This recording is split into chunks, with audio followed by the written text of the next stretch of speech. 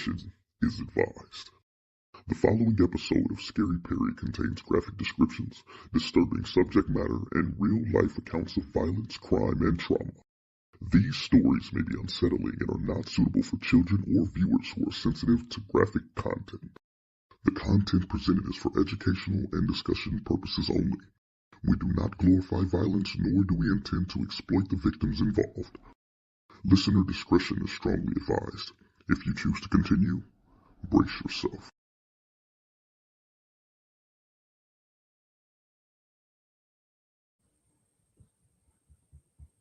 Okay. Good evening, everybody, and welcome to another episode of the Scary Parre Podcast. Alrighty, if you are listening to this with the lights off, headphones in, and your door unlocked, first of all, bold choice. Second of all, lock it.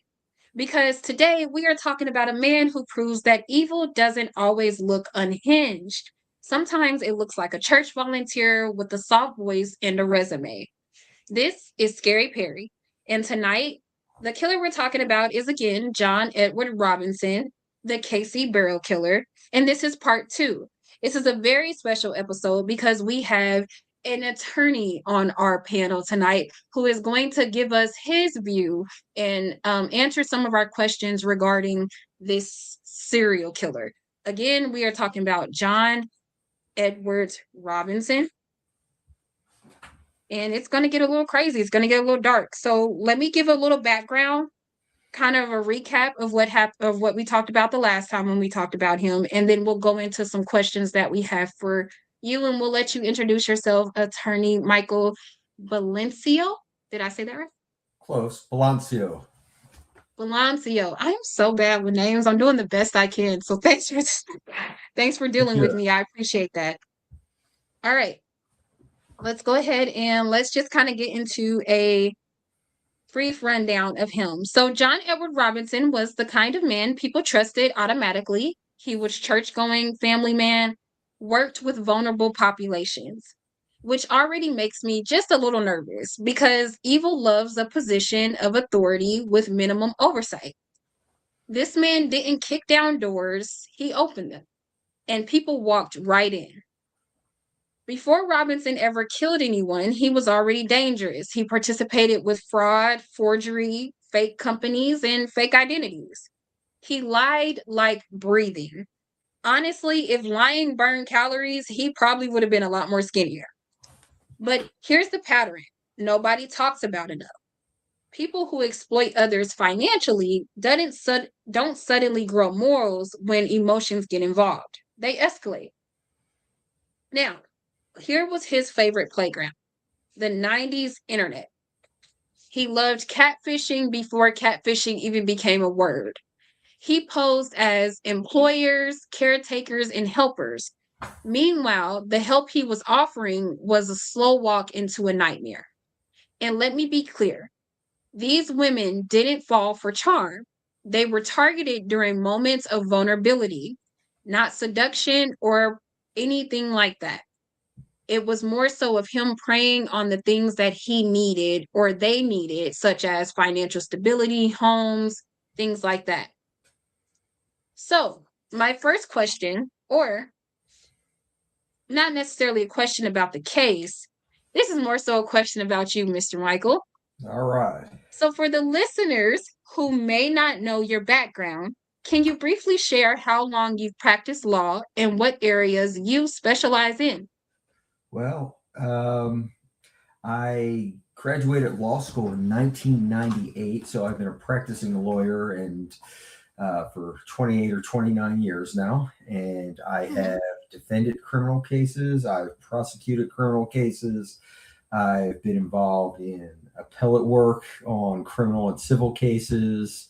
I've done a lot of civil work in addition to the criminal work, but I have the most fun doing the criminal work.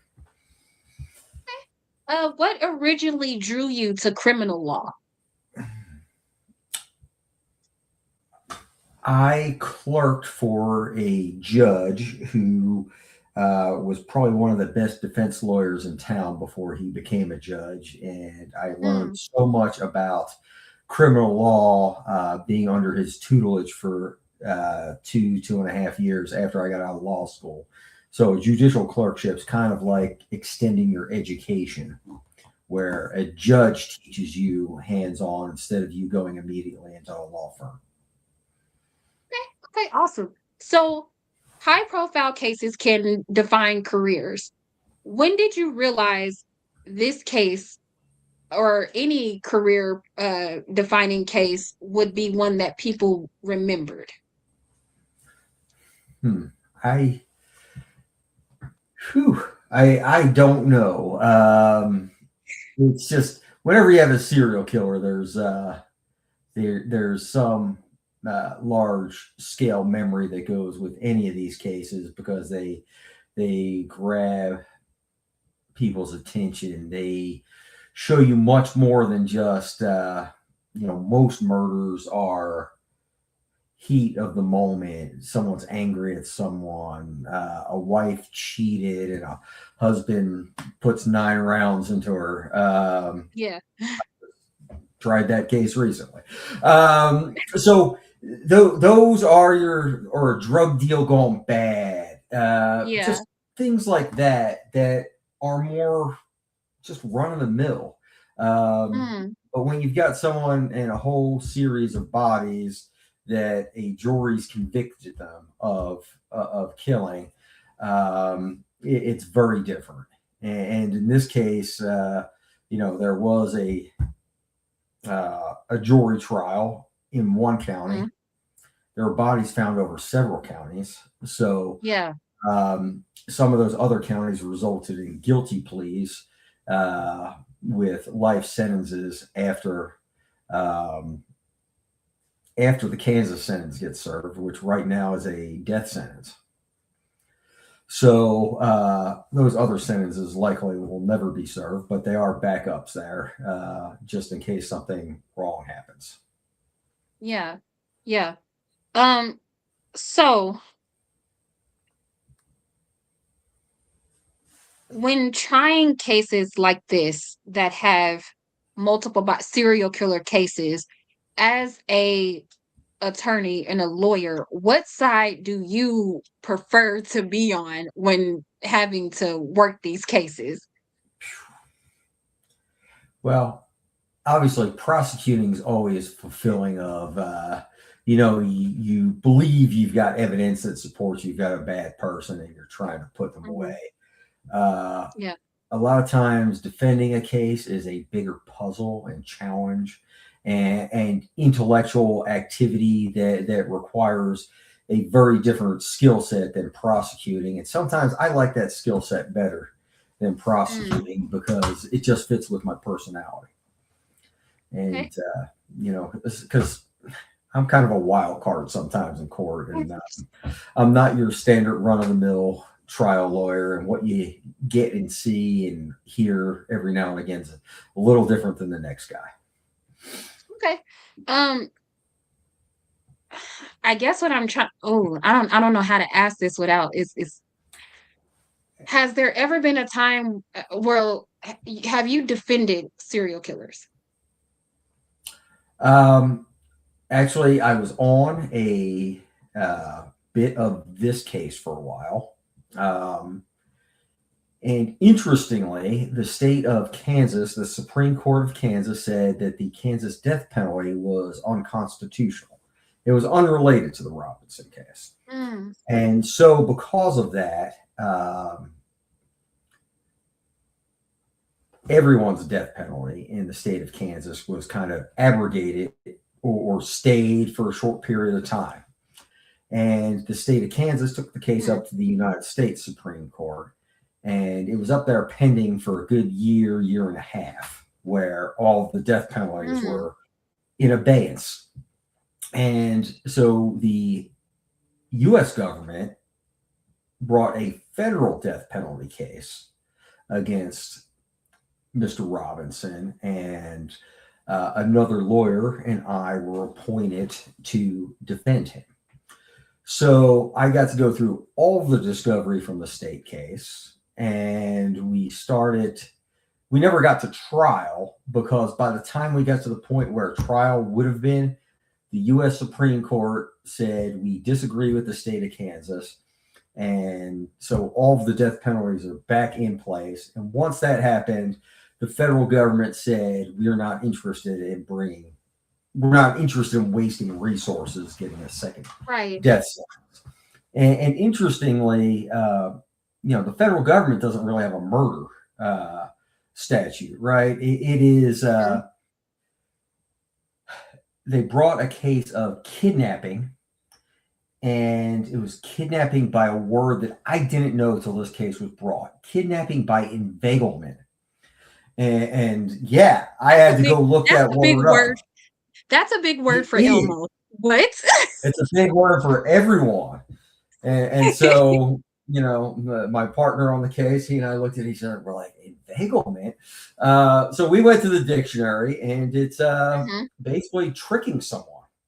So for a federal kidnapping to occur, he's got to trick someone to cross a state line.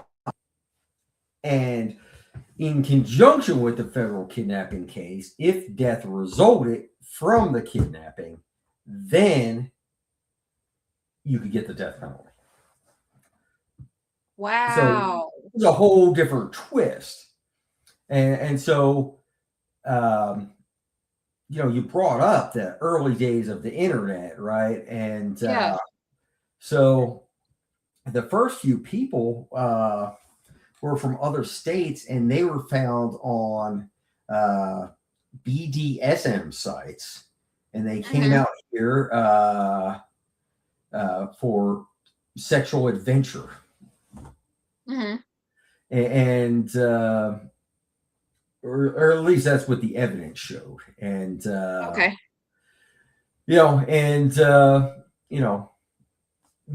Mr. Robinson's take was very different. But again, there was no conviction in my case because the case got dismissed beforehand. Technically he's innocent of those charges because he wasn't convicted, and everyone's presumed innocent unless convicted. So on the federal case, which I was on, you can't even find the case because it's closed because in effect he wasn't convicted, so it got erased. So that happened back in 2006, I think. Okay, you must have read my mind. I was just going to be like, can we get because he got from my understanding and from my research, he got picked up in 2000, right? Or roughly 2000, in the 2000s, early 2000s. That's when he finally got arrested. I have it here. I don't remember the exact year, but I moved to Kansas City in 98, and it was shortly after that. Not to make this about me, but I was born in 98 on the 25th of February. You guys saw my post. All right. So I'm only 24 years older than you then. Yeah, just a little.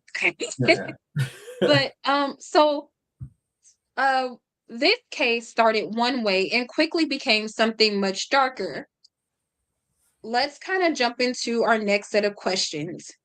From a legal standpoint, what made this case especially complex compared to others you've worked on?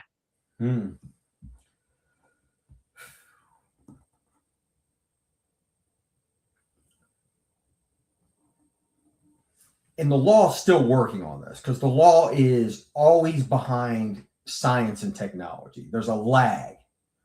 So what was really interesting back then is, well, how is this computer stuff admissible in a court of law? How do we authenticate it and prove that these emails were actually transmitted between a victim and a defendant? How do we prove these things? And even today, some of these things are still being litigated in the 2020s because, again, there's this lag in time before everything truly catches up. And so the whole idea of technology being the tool to entice people to come. So most of these enticements were online. They weren't people that were met in person. They weren't anything along those lines. They were people who were met online. And so how does one go about proving that a document's authentic when you got it from online? Obviously, we've got a lot more technology now. We know about IP addresses and all these things, but there was a big learning curve back there to even just understand what we were dealing with. Wow. So ultimately, it seems like from our last episode, or the last time we did this, what caught him up was technology. So what helped him as lure his victim in is also what ended up catching him up. Of apparently, from the research we did, the last victim, who he didn't completely, or he did, but he was caught on like security footage, and that's what ended up catching him up, was the technology. Yeah, there were a lot of interesting things, and you know, like I said, this whole case was wrapped around BDSM too, right? So, which is this whole sexual culture. So you got the sexual culture, you got technology, you've got you know, a squad of hardworking detectives down out of Johnson County. I think they were Overland Park detectives to start. And it was just intriguing. And I think one of the most intriguing things reading, I think I read 50 something boxes worth of documents, right? I mean, I don't think I needed glasses so much back then, or I just needed readers. I think I ruined my eyes on this case. And again, and we're not going to go into anything that's attorney-client privilege or anything like that. So you're not going to get a behind-the-scenes look. It just, I know some more of the public information that you're asking me about. And in some of these things, what I really found interesting was, you ever hear the term jump the shark? No, I heard jump the gun. Well, jump the shark is an old term where something just goes too far. And there was this TV show called Happy Days with Fonzie and all this stuff. And once the episodes got like 7, 8, 9 years in, they had Fonzie jumping a shark in a pool. And everyone said, this is just gone too far. So jumping the shark is a term that just means you've gone too far. And that's, see, we're showing the generational gap there. My 24 years older than you is truly showing with that. It's okay. All good things, though. Nothing wrong with a little, wisdom. Yeah. And so I think that some of the police officers jumped the shark because so much of the case involved BDSM that they thought everything was BDSM. They thought that everything had a sexual connotation. Like, they found, one of the reports was, the funniest thing that I just remember was, we found a condom in this trash can and some water in the trash can. Therefore, someone must have made an iced dildo and it melted in the trash can. So that was the conclusion that would, and I laughed for about an hour, and like everyone like in the office, we were just laughing and laughing because their minds were so wrapped around sex. Yeah. Everything became sex. So, so as a lawyer, I need to be detached enough to be able to step back and actually see facts for what they are. Yeah. And I mean, tenacious. They ran down all the leads and they did a good job. And that was my next question. So how do you as an attorney mentally and emotionally compartmentalize when working on these cases that are this disturbing? Because if we're going to be honest, this case was very disturbing. From the research that I mean, I'm just going to show a quick picture on here. The victims were found in barrels. Okay. Well, so leave that barrel up for a second. I'm sorry, what'd you say? The barrel, a human body, or at least the human bodies in this case. I gotta tell you, it's probably in my almost 30 years of being a lawyer was the most disturbing case I've ever worked on. Viewing some of the evidence in this case, Just had weird dreams. Yeah. And not on the sex side, on the, on the, yeah. How do I say this without, this is part where, you send the kids out of the room, but when they open the lids of those, the bodies were half decayed and melted into ooze, but half of it's still body, like sticking out of the ooze. So imagine that half your body's a puddle. And you ever watch the horror movie Swamp Thing? Maybe a little like that. It was one of the worst scenes that I've probably seen in my life. And I am jaw dropped because when I've read this, that part didn't come up. So, but I saw, like, when I was looking at images, because trying to get some for the show, I saw where one of the barrels had some type of like gooey substance, but I just thought that was a messed up picture, so I didn't include it. But to know that was like a thing, oh my goodness. I can't tell you because I haven't seen the picture that you're talking about, but yeah, it was kind of like this primordial ooze. It was, yeah, it was a lot. Yeah, so I don't even have the words for it today. It was a disturbing event to see in there. Yeah. And then,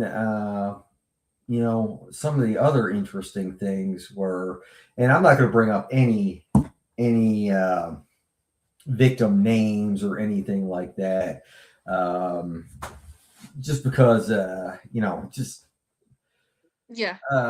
these families are entitled to some rest, some closure, for sure. And the mere fact that their family members were victims.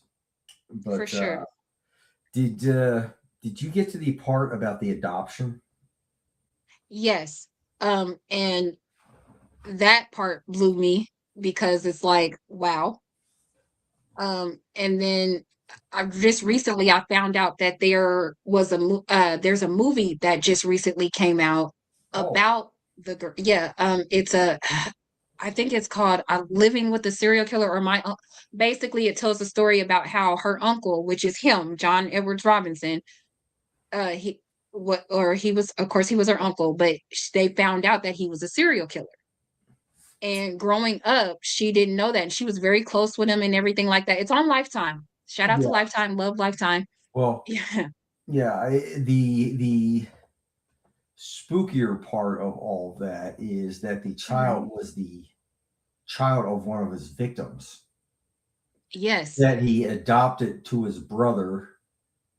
At least this is what's in the evidence, that came in. That he adopted his brother, said he had some ins with an adoption agency and got them this nice baby. And so he became Uncle John at that point. Yeah. So with that, was he charged with adoption scam? I read that he was, but did they follow through with that, or did they take the more serious crime and go with that? I don't remember if they convicted him of that down in Kansas. Okay. On the federal side, they didn't bring up any of that. They only brought up the few victims who were clearly tricked across state lines. And so I really didn't pay attention to those lesser points in the Kansas case because it was really irrelevant to what I was trying to do, because I had that. And on a death case, typically there's at least two lawyers, sometimes three, and one tries to prove that the guy's innocent or not guilty. I don't think innocent's ever the right word, really, but and then the other lawyer is in charge of mitigation, because the death penalty case is broken into two. The first stage, you try it to the jury, and they say whether he's guilty or not. Okay. And then after that, the same jury goes back and hears more evidence on whether the person should get the death penalty or not.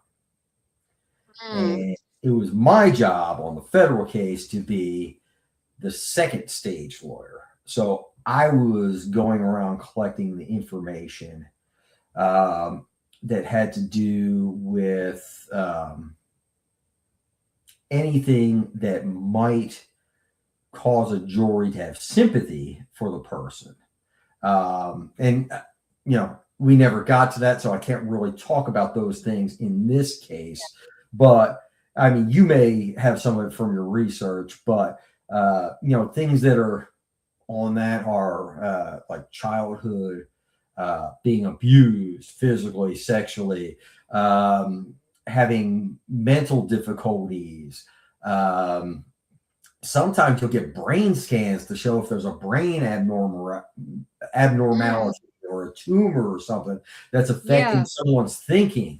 There are all these type things that someone does as a mitigator to try to make the person more human, or if not more human, right, have the jury think and believe they're not subhuman and an evil animal. Okay. Gotcha. So, question. Without discussing private conversations, what stood out to you most during this whole trial and process itself? What stood out to me most?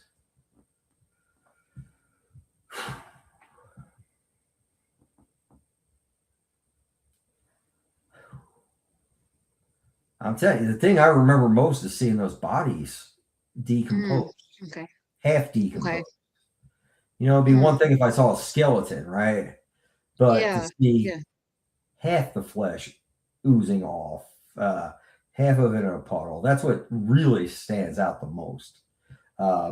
Impacted me the most as a lawyer. And, I'm not afraid to say, I'll go talk to someone every couple of weeks to deal with the hard facts that come with being a lawyer. And, because I get my little parapet, but just not online. Right. Because of the confidential nature of so much of the stuff. Right. So real quick, we're at that 30-minute or close to the 30-minute mark. So we're going to just take a quick break and we're going to do some paratisments. All right. So for those of you guys who are new to the Scary Parre Podcast, paratisments is where I do advertisements Parre style. And we are talking about events that happen in the Kansas City area. So let's go ahead and get started. This weekend, we have Extend Flame Session, Aquarius Season, Eternal Flame Session, Aquarius Season, hosted by Rashida Jaree for the celebration and performance of Diamaya the artist. Tickets, you can get them at the door or you can Cash App him. I believe they are starting at $10. They may be $15 at the door. The dress code is strongly enforced and it is grown and sexy. You can pay in advance with the Cash App that is listed on the screen there. And you can just put February 7th admission in your name. It says ladies are $10, fellas are $15. Aquarius get in free and they will be checking ID. Our next flyer, Valentine's Social Mixer, a dinner for two, hosted by Jimmy Cartier of The Misadventures of Sneed, with performance by FOECJ and a performance by Steptacular. Come and enjoy a dinner, two-stepping, speed dating, and games. Featuring the Love and Marriage podcast and the dating game show. Couples are 50, singles are 30. Please wear shades of red, white, pink, and gold at 7148 Prospect Avenue, Kansas City, Missouri. Friday, February is that 13th or 12th? Whichever Valentine's Day weekend is, you better be there. And I've seen CJ, and he's got a cadence to him like no other. He's well worth seeing. Yes. I love seeing FOECJ perform. He is just amazing. Just a dynamite performer. I love seeing him perform. And then my favorite event, the podcast convention hosted by Get It Off Your Chest podcast and Everybody Loves Ross. This is our 5th annual Kansas City podcast convention. As you can see, your girl PRT will be in the building. Knucklehead Clothing will be in the building. Popular Ignorance podcast will be in the building, and plenty others as well. And Fatty Foods will also be in the building. Treat Me Crazy. I'll be doing my treats this year. And I also have PRT glasses that will be for sale. Look at that with the beautiful affirmations. Get you one of these. Are you bringing the cupcakes again this year? You know I am. I have to. They were the best cupcakes I've ever tasted. Thank you. Thank you so much. And we will be at the Royal Mansion. So come on out to the Royal Mansion from 2 p.m. to 6 p.m. That is March 22nd. And then we're going to get into our sponsors.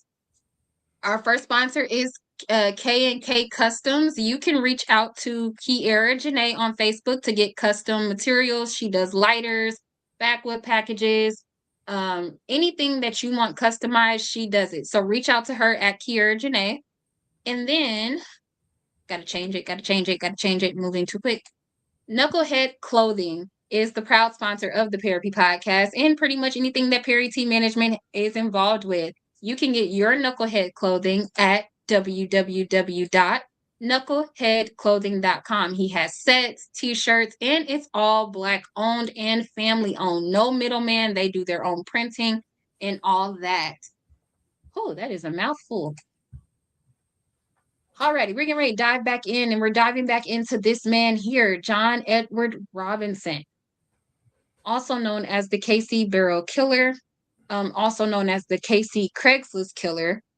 And we are speaking with attorney Michael. Wait, say your last name because I'm really bad at it. Let's see. We're speaking with him, who was the on the defense for this case. And again, you did not go into trial because the case got your end got dismissed. Is that correct?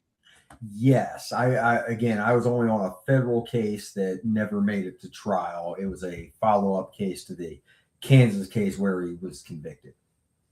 Okay. We're going to dive right in. These next rounds of questions are dealing with the psychological and structural realities of the case or the whole situation itself. So the first question I have for you, cases like this that involve extreme manipulation, how does the legal system account for that when building or defending a case? It's like any other case. It's just finding the corroboration to whatever you think occurred. So, if in this case it was finding some of the emails that occurred or the posts that back up that, hey, come on out to Kansas City, looking for a BDSM partner, and like the one, there's one hotel, kind of an extended stay. It used to be an extended stay America right off of I-35, where he put up one of the earlier victims, and based on the blood spatter on the wall. Mike, can you hear me? They believe that the actual murder happened there. I can hear you. Okay, I can hear you now. We lost our... Yeah, okay. So, there was an extended stay America along I-35 down in Johnson County. It's no longer that, but the buildings are still there and used. You could go rent out this room where they believe the murder occurred, but I don't think they're advertising it that way. You'd actually have to know which room it was and be able to go there. But there was blood spatter at various places in there that they find with the infrared light or the ultraviolet light. I'm sorry, and they can tell it's there. So they truly believe that was one of the murder scenes. And then the body was subsequently transported down to the farm in Miami County where a bunch of those barrels were. Mm. Oh, wow. So, But building it again, it's just looking for each of the blood spatter on the wall, the receipt for the hotel, all the things that you would for any other case are the same things you're looking for. It's just the scale and the number of killings are larger and the stakes are larger, right? I mean, you're talking about a lot of people's families wanting justice. You're talking about, I don't know how many death penalties you can have or how many years stacked one on top of the other, but it's unless you get it overturned on appeal, you're looking at the rest of your life, whether you die of natural causes or an execution, will be in prison. And I don't think, if I'm correct, I don't believe Kansas has executed anyone in over 40 or 50 years at this point. And I'm not sure why. It's like a state like Texas or Florida, they're pretty quick. They convict you 3 years later, you're executed. But Kansas is different. And, I don't know if that's good or bad, right? I mean, you can go into tons of policy questions on the death penalty, including, disparate impact based on race and things along those lines on why death penalty may or may not be fair. But that's a whole nother conversation and a whole nother show, probably 4 or 5 shows. But,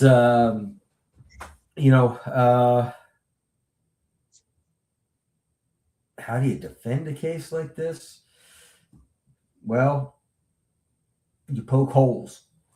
And that's what a defense lawyer's job is either you poke holes or you've got a whole different theory where you can actually tie someone else to the scene of the crime and try to argue that it's the other person.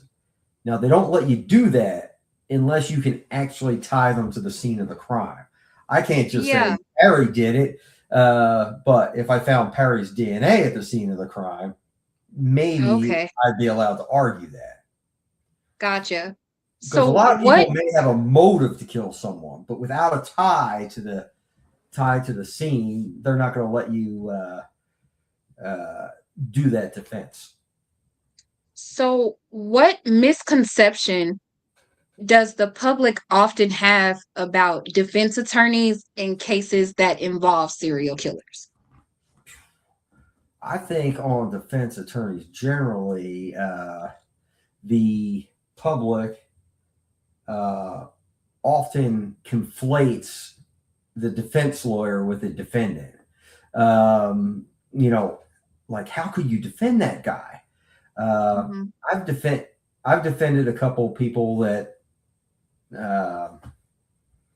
take it to the child sex stage, right, where someone's accused of molesting a child. I've had a case where someone totally recanted after they got into enough cross-examination and admitted that they made it up for leverage to move out of state with the child after a bitter divorce. There are things along those lines that an accusation is just an accusation, right? Has anyone been actually proven guilty until they're proven guilty? So a lot of time, I can't say a lot of times, a bunch of the time you've got an innocent person. And then other times you've got someone that's clearly guilty. They've told you they're guilty. And I'm not talking about this case. I'm just talking in general. And your job is harm reduction, right? Well, they're facing 30 years. Can I poke some holes in this? And I think the biggest one I had like that was it was a Mexican cartel case, and I was defending someone who was clearly a lieutenant in the organization, and he would not flip on anyone. And I will tell you what, anyone that says people don't flip, 98% of defendants flip on their co-defendants. They will give names. They will give names so fast.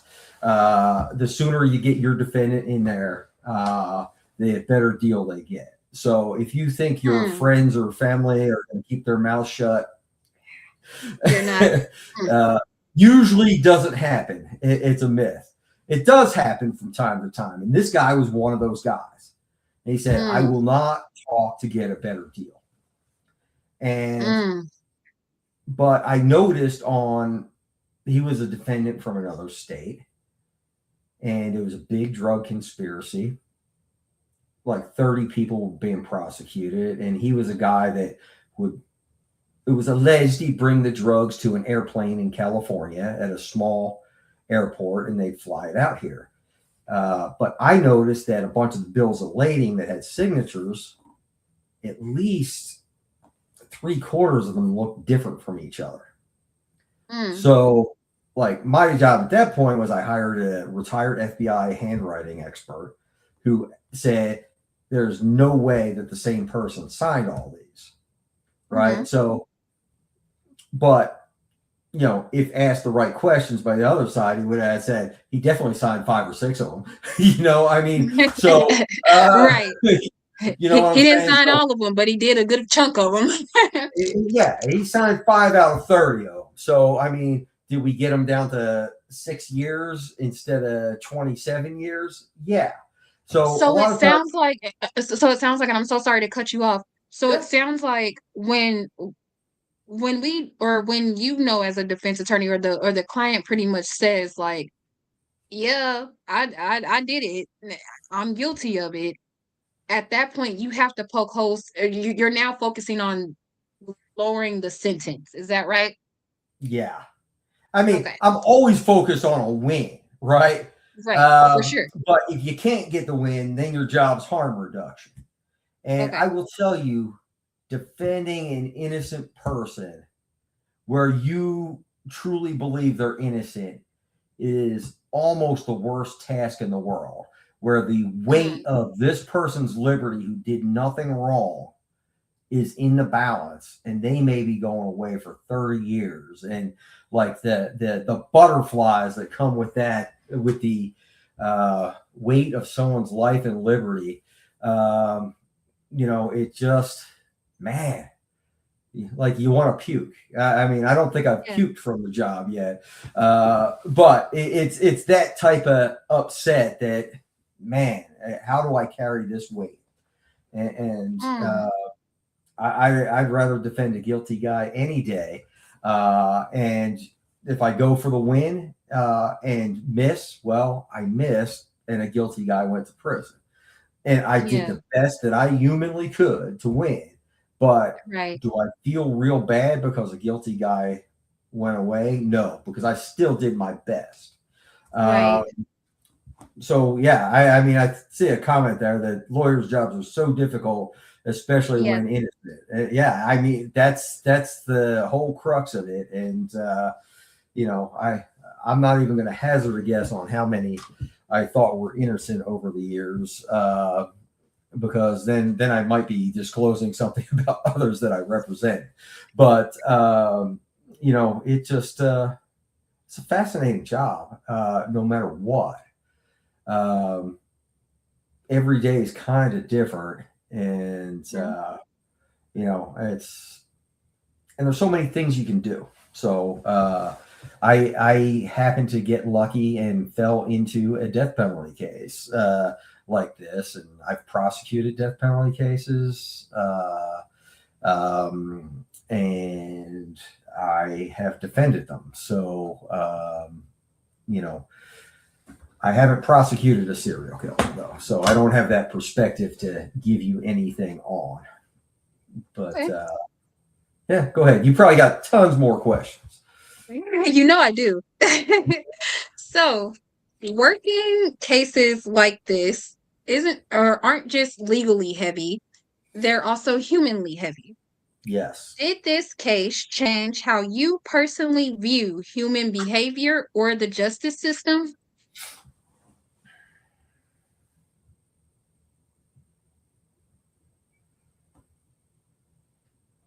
it gave me more of a feeling that, sometimes you just talk about good and evil and they're just words. Mm. This changed from words to feelings to, just Yeah. that Yeah. some things are uh, just beyond human. That maybe we're fighting a bigger war than we think. Mm. And so, but again, our system doesn't work unless someone defends every single person accused of a crime. So, Yeah. and I'll tell you, there's a bunch of great public defenders out there. They get a bad name a lot of times, probably because they're overworked. They have too many cases on their table, but a bunch of them are some of the better lawyers I've seen in my life, and I've watched some great wins by public defenders. So, but if you got money, buy the best you can get every Right. single time. For sure. Can the legal system ever truly provide closure in crimes that involve serial killers or serial offenders? I don't know that it ever provides closure, period. It's it can give you retribution. It can give you some sense of feeling that the person got punished, but does it ever give everything back? Does it ever make you whole? Does it ever, even the family members of the accused, right? Right. Yeah, I mean, what's that do to them? It's like, this person that was my family member all these years and took me to these, the daddy-daughter dance, or, just making things up like that. It took me out trick-or-treating for Halloween. It was always there when I fell down and scraped my knee. And then to have a jury convict them of, serial killing. Not that that's the conviction. Each one's just a separate murder charge, right? Yeah. There's not an actual charge of being a serial killer. It just ups your punishment. Right. But yeah, I mean, you just even look at it from that side of the equation, and not just those who lost a loved one. People are losing loved ones on each side of the equation. So yeah. And there's this thing out there. Excuse me a second. You're fine. You were totally fine. Oh, man needs a tissue. All right. There's something out there called restorative justice, where sometimes families get to sit down with someone that causes a loss. After the fact, like in a prison visiting room, and with a professional, and have some form of,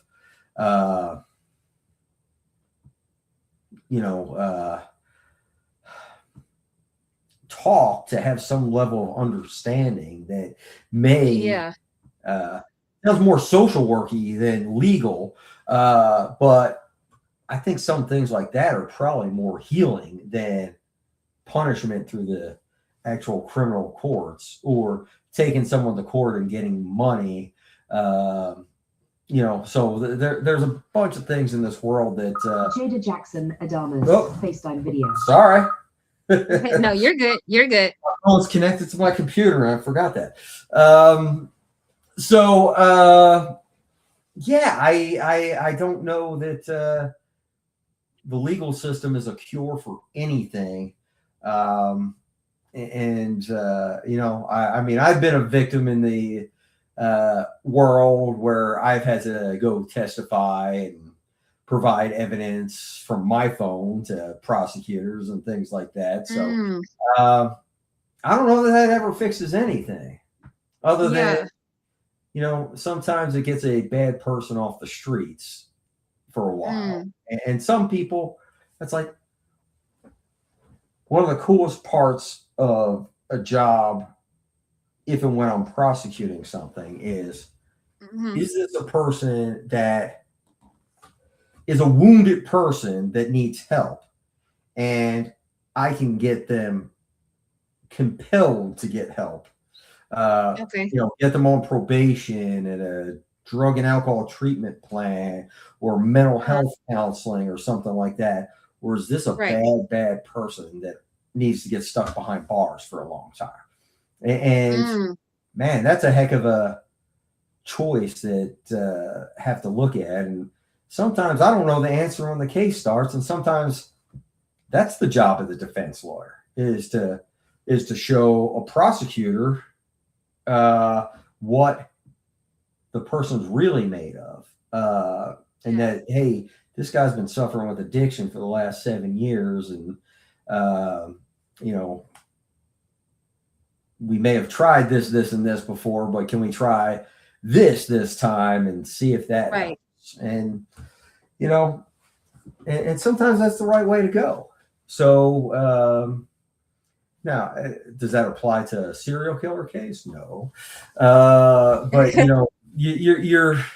we got into the part of the conversation about how healing is the legal process, and I think it's not very healing. We call that, so the part where we get into like the healing process of Scary Parre, we call that Scary Parre. All right. Yes. So typically with Scary Parre, this is the segment where Mila is on, and I'm so sorry for my viewers. She's having technical difficulties, so she was not able to join us this episode.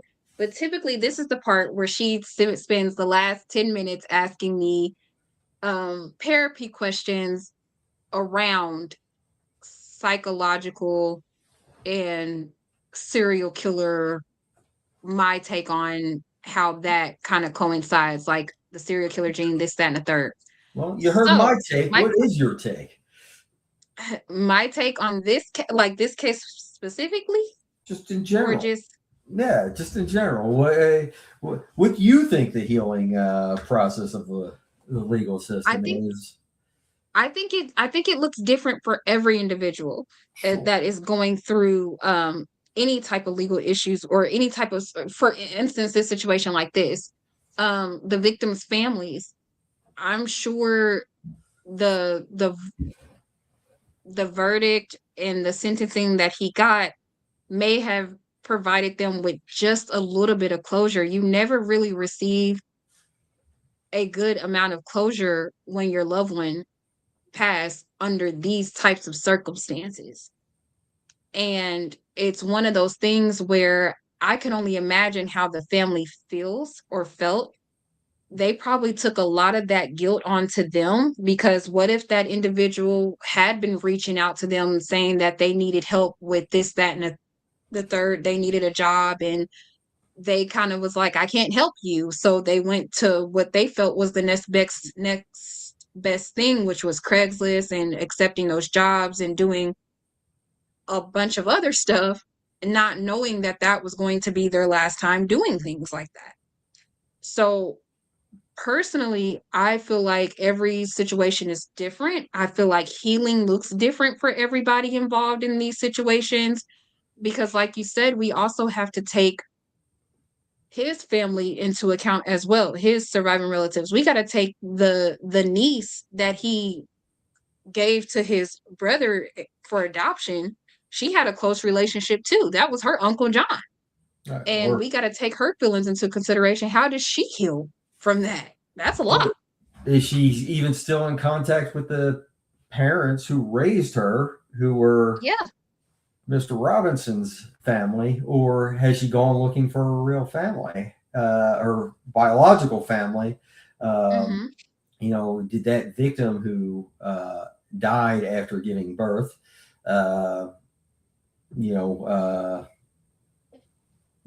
what kind of extended family does she have? And I believe there was some kind of civil suit around all of that, and I don't know where that wound up. But there was not there was not much information on that. They said that the information that I did look up said that there was a lawsuit against that Yeah. they said for adoption scam, but after that there's no further research on it. Yeah. I mean, you'd have to know the names to even get a glimpse at that. And, Yeah.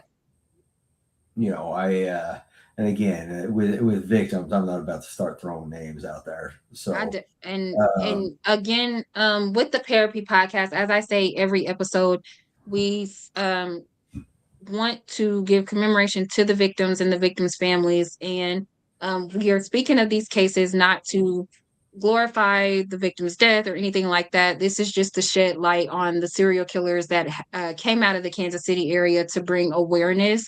This case in itself brings warning signs and awareness of just being careful with who you're meeting online and doing your due diligence of research of the individual, even when you're buying things from like Facebook Marketplace and things like that. So we are given awareness as far as how to proceed, how to move so that future incidences don't possibly occur from this. So again, with the victims, we are sorry to the family for your loss, and we pray that you get some type of closure, grief counseling to deal with this. Even though it's been a while, it's still hard to just grieve. Things trigger. So we got about 3 more minutes left. Here is my closing question for you. Okay, are you ready? Sure. Looking back, how do you hope this case is remembered? Not just legally, but historically as well.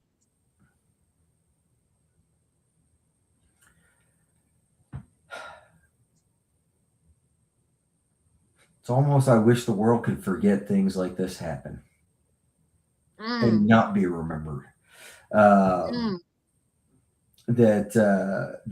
we remember the good things that our Creator gives us, as opposed to the death and detriment that surrounds us at all times, and to hold on to that perspective as opposed to whatever else. And that maybe, just maybe, I don't know, people came out of this, often our hardships make us into the people we are in a good way, as opposed to taking them down. So probably not the answer you were expecting in any way. Yeah, because it's like shut down Scary Parre.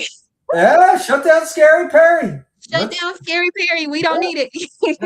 No. I mean, I think we do need to remember, though, that the world can be a scary place, and we do need to be careful, despite the fact that the world still is a good place despite all that. So yes, that's exactly what Scary Parre is trying to promote. Yes, we're talking about true crimes. Yes, we're talking about the serial killers out of the Kansas City area. But with each episode, we also talk about ways to avoid things like that. We may laugh, we may joke a little bit, but these are very serious and these are very real. These cases happen. These traumas happen to people. And we want to get over those cohesively, togetherly. That's not even a word. Cohesively and together. As we can as a community. So I want to thank you for sharing your professional insight in helping our audience understand the legal realities behind a case that still impacts so many lives, and behind cases that can continue to impact lives. This will not be your first and only Scary Parre episode. So viewers, be on the lookout. You be on the lookout. He will definitely be back. Because we always need an attorney and lawyer input on this as well. I want to thank you guys for tuning into the Scary Parre podcast. Michael, did you have any last words for the viewers today? No, just thank you for having me, and hopefully I gave you something that was worthwhile to listen to for a short period. Yes, you definitely did. And again, guys, thank you so much for tuning in. So tonight, when you double check your locks, when you rethink that nice stranger, okay, sorry, let me redo that because I did not read this right. So tonight, when you double check your locks, when you rethink, that's a nice stranger, when your intuition whispers, listen, because fear isn't weakness, it's information. This has been Scary Parre. Sleep light, trust your gut, and remember, the scariest monsters don't chase you, they invite you in. Thank you so much, Michael, for tuning in or being a part of Scary Parre. I want to thank my commenters for commenting and engaging. Thanks, Jay. She is our newest Scary Parre viewer, and she's been tapping in the past couple episodes. And she said, Michael, please come back. So there you have it. You have to come back. And with that, again, thank you guys for tuning in to Scary Parre. Have a wonderful night. I'm going to go ahead and end the live. And all right, that's it. Bye, guys.